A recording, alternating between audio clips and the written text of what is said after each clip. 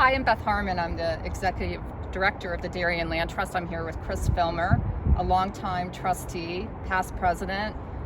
There's so many other hats he's worn over the years, but when I first came on board, this is where we were probably standing when you told me about the history of the property, which is pretty significant because Dunlap Woods was the first property gifted to the Land Trust, was it not, in 1972? That's right. And who was Dunlap, and can you take us through the history really briefly of what it looked like then versus where we are today? Bring us from back then to now. Well, once upon a time, this was a wetland and a great feeding location for particularly birds and obviously some aquatic animals. It was part of a property owned by a man called Dr. Jack Dunlap, who up on the hill where we park had a firm which dealt in consulting for psychological aspects of business.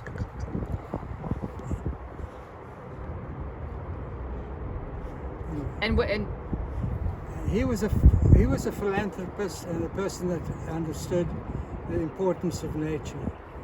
And he in fact purchased the property up where the offices are and 14 acres of wetland, which was converted from being wetland into the borrow pit for the I-95, which runs from here to Boston.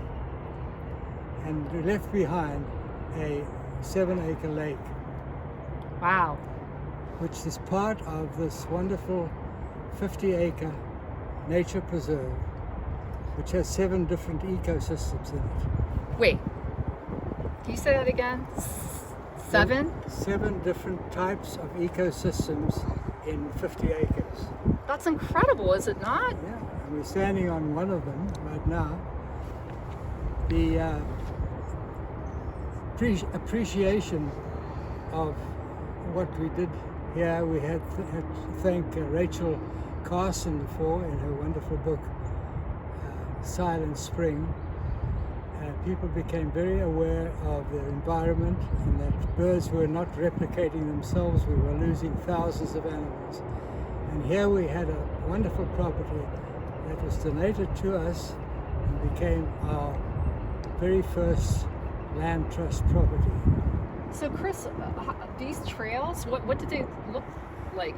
We have how many miles of trails through here? 2? There's at least 2 miles of trails.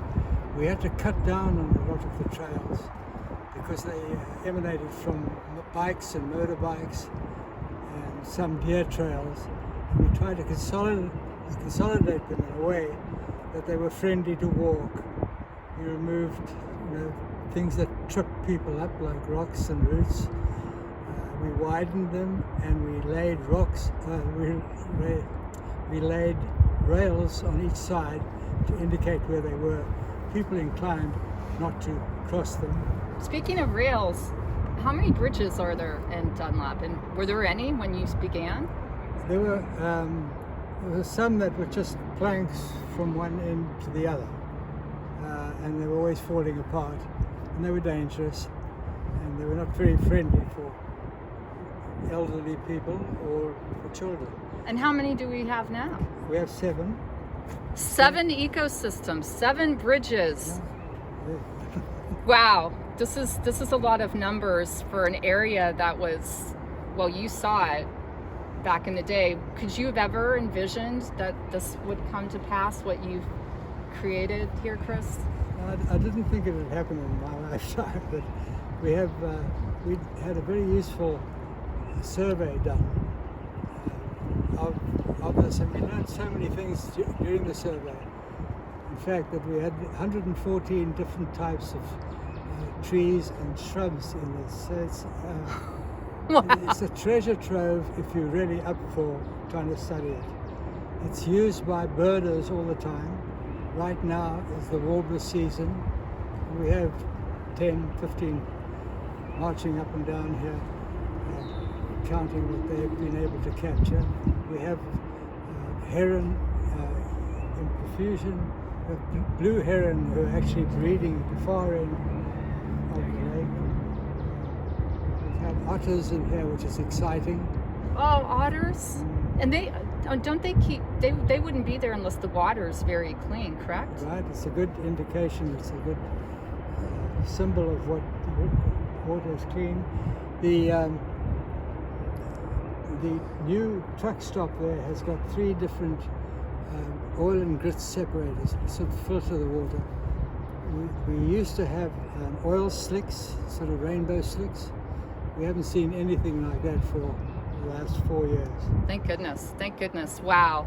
This is a marvel. This is a marvel. Who knew? And I know that we're so grateful that you were here when this was all unfolding, because I think it's safe to say we wouldn't be standing in the glory of all this right now without you, Chris. Thank you. Okay, great pleasure. It's been my joy, and I just love it here.